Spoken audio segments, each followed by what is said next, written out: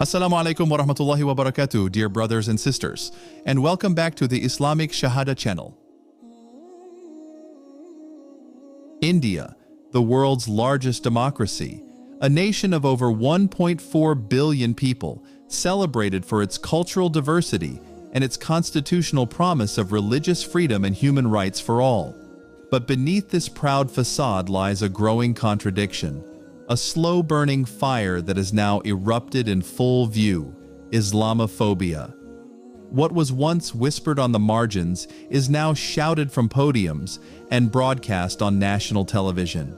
Fear, suspicion, and hostility toward Muslims have been normalized. Discrimination has found a voice, and worse, it has found legitimacy. In a striking statement, renowned intellectual and human rights activist Noam Chomsky put it plainly: Islamophobia has taken its most lethal form in India. In a country that once symbolized pluralism, nearly 250 million Indian Muslims now find themselves marginalized, vilified, and, in many cases, persecuted. Hate speech is no longer rare. Violence is no longer shocking. It has become part of the fabric. And yet, amid the rising tide of hatred, one voice dared to ask a different question. A voice not silenced by fear, nor blinded by prejudice. A voice that chose to seek, to learn, and ultimately, to change.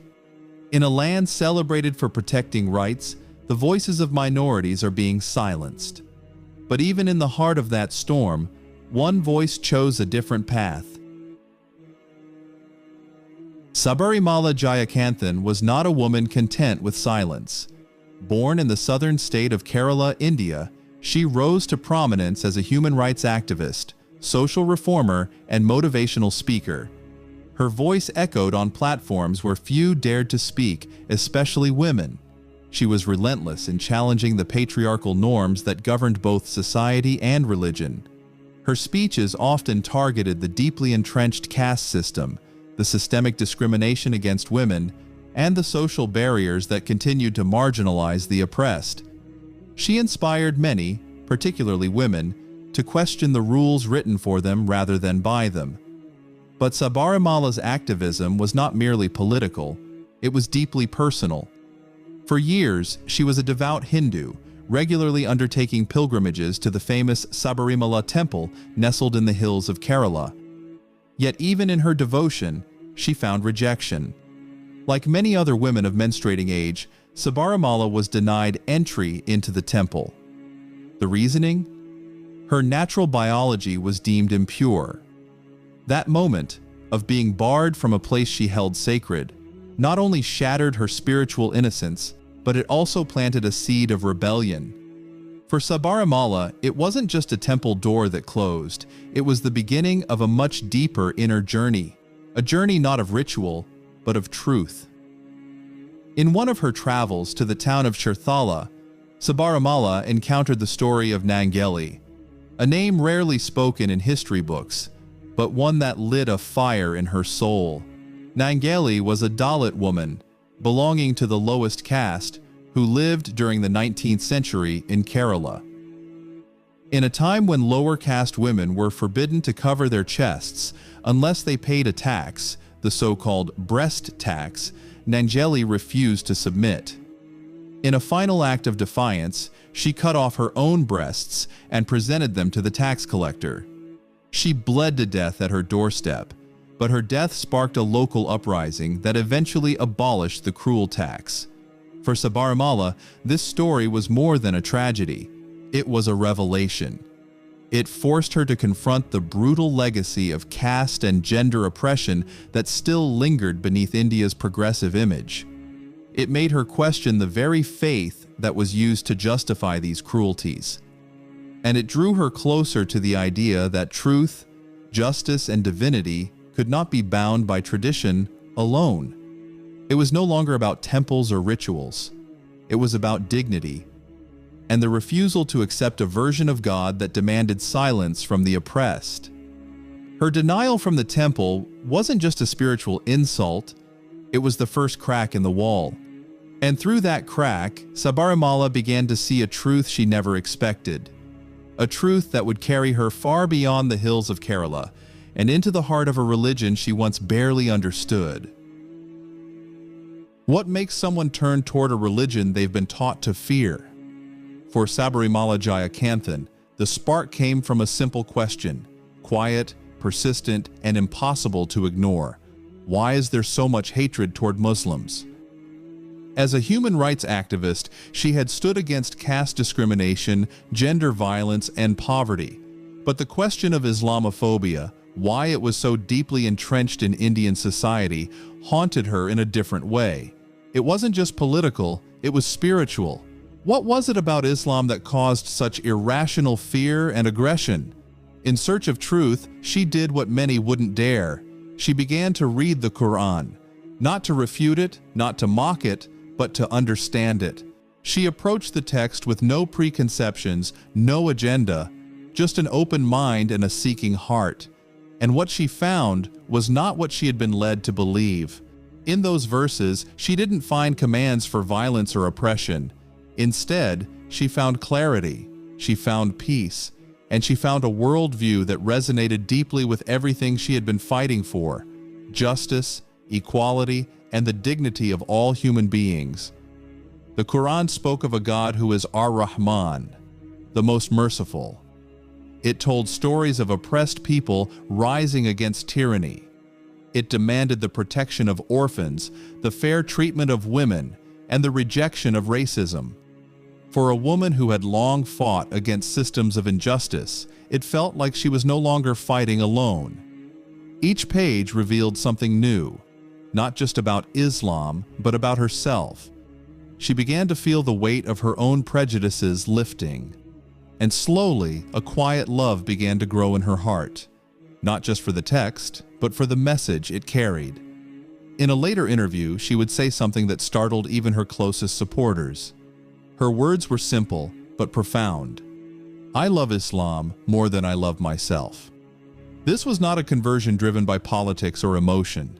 It was an awakening, an unveiling of truth that had long been hidden behind stereotypes and fear. For Sabarimala, the Quran wasn't just a book, it was a mirror, and in it, she saw the woman she had always been destined to become. She had sought truth in temples, in activism, and in the stories of resistance. But in the Quran, she found the answer to a question she never knew how to ask. What if truth isn't just something we fight for, but something we surrender to?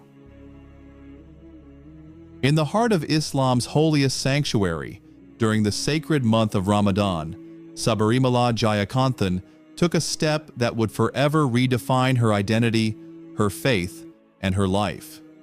Surrounded by millions of believers gathered in the sacred city of Makkah, she stood in front of the Kaaba, the symbolic center of Islamic devotion, and uttered the words that marked the most profound transformation of her journey. Ashhadu an la ilaha illallah wa ashhadu anna Muhammadur Rasulullah. I bear witness that there is no God but Allah, and I bear witness that Muhammad is the messenger of Allah. This was not a mere recitation. For Sabarimala, it was a release from years of spiritual conflict, ideological searching, and emotional turbulence. It was an affirmation of the peace she had discovered in the Quran, of the justice she had longed for in a world marked by inequality, and of the truth she had finally recognized through deep introspection and quiet submission. Her choice to embrace Islam in Masjid al-Haram during the blessed month of Ramadan was not just symbolic, it was deeply intentional. It was a declaration that her faith was no longer abstract, no longer a vague yearning for answers. It was rooted, anchored, and real. In embracing Islam, she also chose a new name, Fatima Sabarimala. This was not a rejection of her past, but a continuation of her journey in a new form, one that paid tribute to a legacy of strength and dignity. She took inspiration from Fatima al-Zahra, the beloved daughter of Prophet Muhammad, peace be upon him, a woman renowned in Islamic history for her unwavering devotion, spiritual depth, and moral clarity. In doing so, Sabarimala aligned herself with a lineage of powerful women in Islam, women of integrity, resilience, and unshakable faith. To her, this transformation was not an escape from Hinduism or a political statement. It was the culmination of years of fighting against injustice, casteism, patriarchy, and spiritual exclusion. She had questioned, resisted, and searched. But now, she submitted, not in weakness, but in strength, not to any man or system, but to the Creator of all beings. Fatima Sabarimala later said, "I love Islam more than I love myself." These are not the words of someone seeking popularity or rebellion. These are the words of someone who has tasted a truth so deep, so soul-affirming, that it transcends identity, nationality, and politics. Her journey to Islam was a journey into herself, a path of humility, of listening, of understanding. In the stillness of Makkah, she found a spiritual home that welcomed her without condition. A faith that did not measure her worth by caste, gender, or background, but by her sincerity and intention. In a world where conversion is often politicized and weaponized, Fatima Sabarimala's declaration of faith stood apart, not as a headline, but as a human moment. A woman, standing before God, speaking the truth she had discovered with her whole being. Her Shahada was the quiet answer to the noise of bigotry. It was her response to Islamophobia, not with anger, but with conviction, not with retaliation, but with peace. And in that moment, beneath the ancient skies of Makkah, she was no longer a woman defined by resistance. She became a woman defined by submission. A Muslim, a seeker who had found what she had been searching for all along: the mercy of Allah, the message of Islam, and the peace that the world had denied her for so long. In April of that year, in the southern state of Kerala, a remarkable event took place. Before an audience of young men and women, Fatima Sabarimala stood at the podium, not merely as a speaker, but as a woman transformed. Her voice was calm, at times trembling, yet unwavering in its purpose. The gathering, organized by Jamaat-e-Islami Hind and the Solidarity Youth Movement, was meant to be another seminar. But what unfolded became something far greater, a moment of reckoning, and for many, a moment of awakening. She began not with anger, but with memory.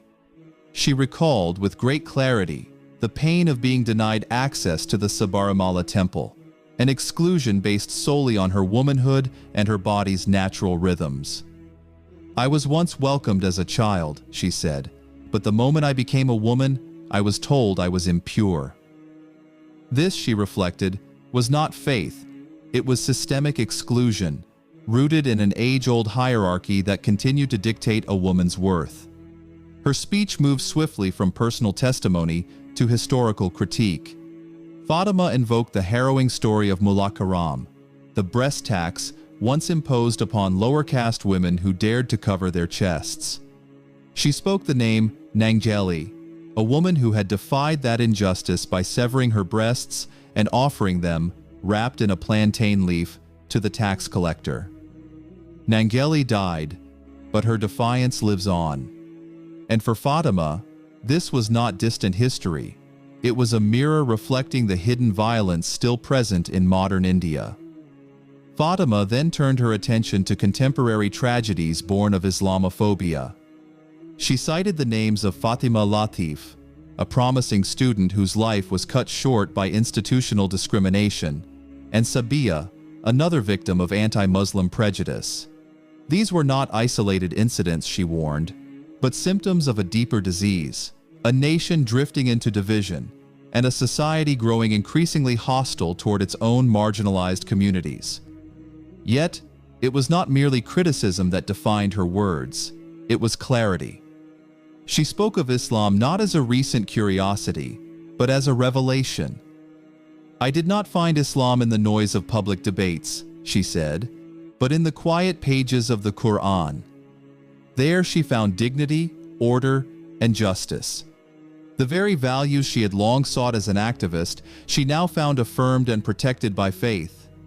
On the matter of mahar, Fatima offered a direct challenge to cultural norms. In much of Indian society, the burden of dowry falls upon the bride's family, a practice that reduces women to economic liabilities. But in Islam, the responsibility is reversed. The groom offers a gift of honor to the bride. This, she said, is not just symbolic, it is transformative. Islam taught me, she declared, that a woman's value is not tied to what she brings to a marriage. Her value is intrinsic, God-given, and cannot be bought or sold. Her voice faltered as she addressed the most sensitive subject of all, the epidemic of sexual violence against girls and women. She did not name statistics. She did not cite reports. Instead, she asked a question. What about the girl who was broken? Who will speak for her? And then, with measured certainty, she answered, I will. It was not a moment of performance, but of profound moral clarity. She was no longer merely Sabarimala Jayakanthan, the activist. She had become Fatima, a voice for the voiceless, rooted not in ideology, but in submission to divine justice. As her speech reached its conclusion, she emphasized a truth she now held dear. Islam was not a system of restriction, but one of liberation. A liberation grounded in responsibility, in morality, in the inviolable worth of every human being. Islam is not a prison, she said. It is not the enemy of women. It is the answer to oppression. And then came the silence. A rare, reflective silence from a crowd that had just witnessed something beyond the realm of ordinary speeches. It was the silence of reckoning. The silence that follows the realization that truth, when spoken with sincerity, cannot be ignored. Then, slowly, the silence gave way to whispered invocations. Allahu Akbar. And then again, louder. Allahu Akbar. It was not mere applause. It was a declaration, not of triumph, but of recognition. For those present, and for countless others who would later see the speech online, Fatima's words served as a reminder that truth, when discovered, must be spoken. That conviction, when found, must be lived.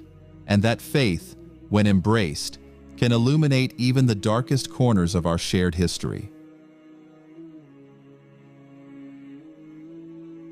Fatima's story, though deeply personal, is not isolated. Her journey from Hindu activism to Islam did not take place in a vacuum. It unfolded against a backdrop of rising intolerance and targeted hostility. In recent years, India, a nation long celebrated for its religious diversity and constitutional secularism, has witnessed an alarming surge in Islamophobic rhetoric, policies, and violence.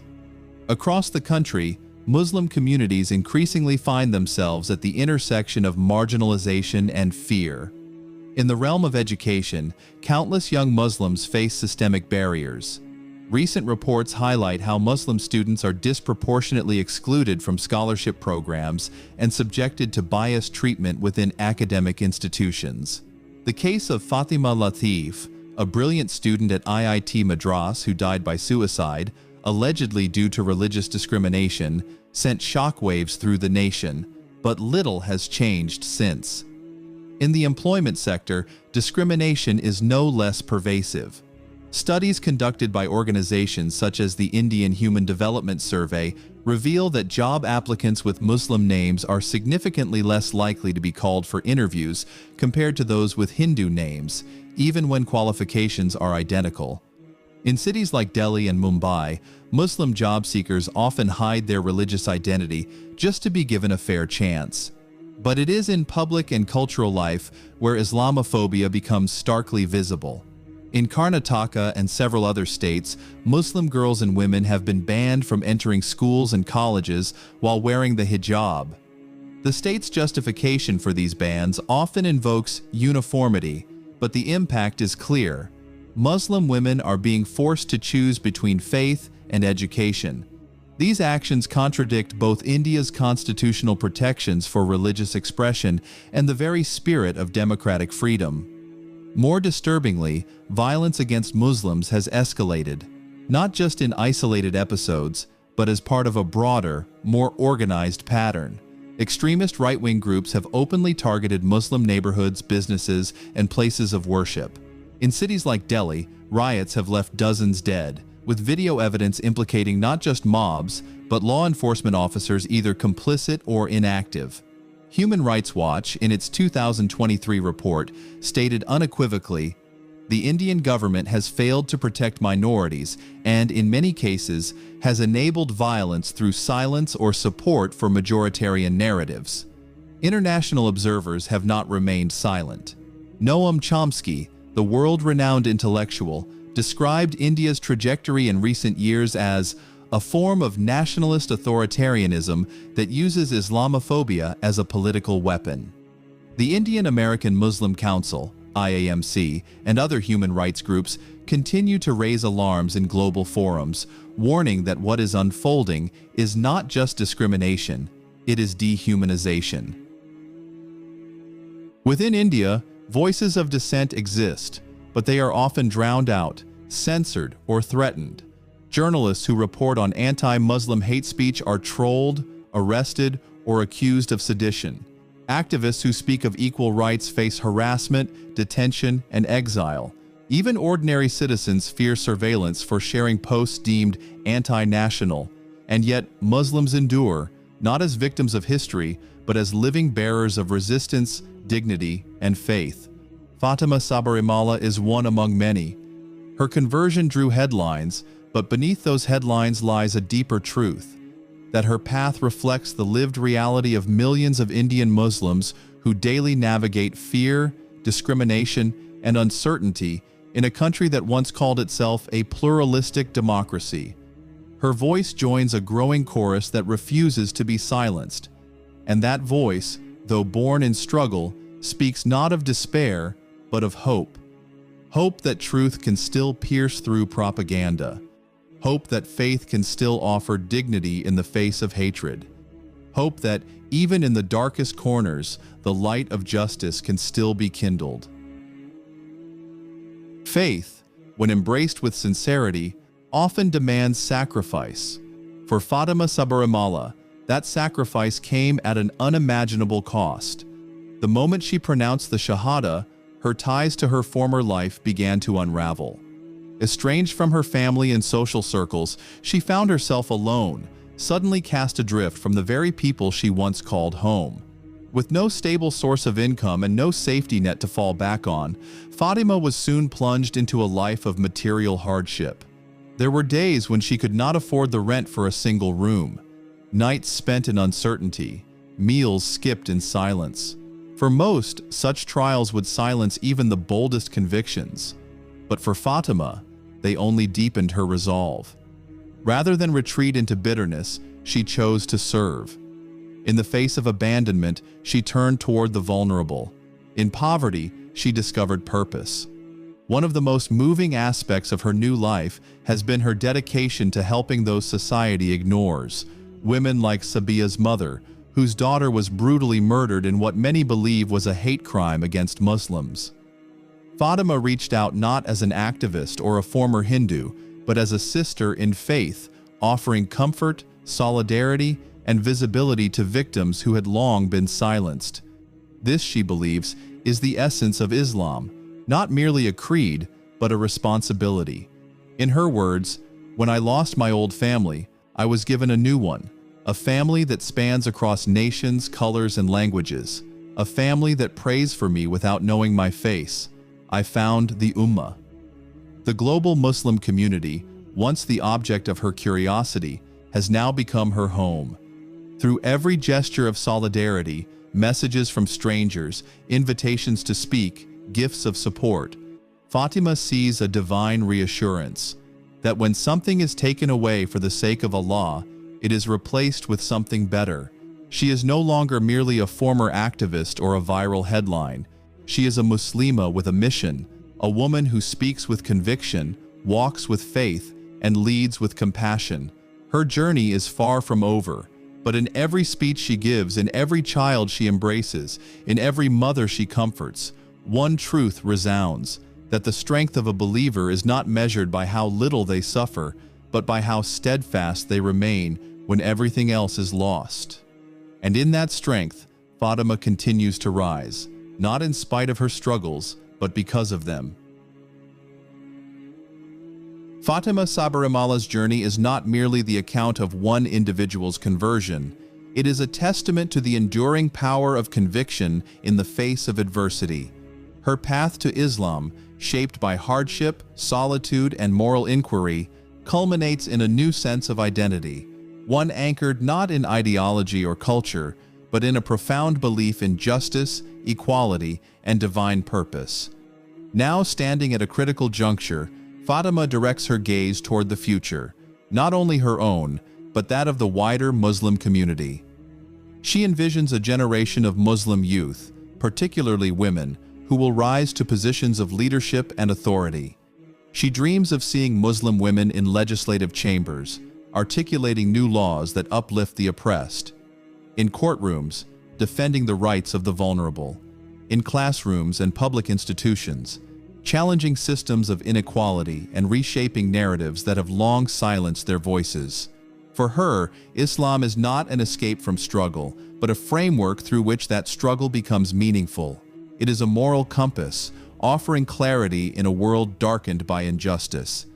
Fatima's experience underscores the central message that Islam is not a force of suppression, but of emancipation. It is the spiritual and intellectual foundation upon which she has rebuilt her sense of self, her mission, and her voice. Her personal losses, being disowned by family, enduring financial hardship, living without a home, have not weakened her faith. Rather, they have revealed to her the broader family she has found in the global Muslim Ummah. In Islam, she says, she has been adopted, not only by a religion, but by a people who understand her pain, who share in her struggle, and who stand with her in solidarity. I feel like an orphan, she confesses quietly, but Islam adopted me. This statement, intimate and reflective, encapsulates the profound emotional and existential transformation she has undergone. It speaks to a void that was not only personal, but cultural and spiritual, a void that for her, only Islam has been able to fill. In a world where truth is often marginalized and justice denied, Fatima Sabarimala's choice to embrace Islam stands as an act of defiance against oppression and a commitment to a higher ethical order. Her journey offers a powerful reminder that Islam, when understood beyond its distortions, emerges not merely as a religion, but as a beacon of moral clarity. Through it, she has found not just faith, but dignity, not just community, but love, not just answers, but a purpose worth living and sacrificing for. As her voice echoes in speeches, prayers, and silences, Fatima becomes more than a convert. She becomes a witness. And in doing so, she invites others to see Islam not as the object of fear or prejudice, but as a source of strength, compassion, and hope for a more just world. Thanks for watching until the end. I hope it was useful. Wassalamu alaikum wa rahmatullahi wa barakatuh.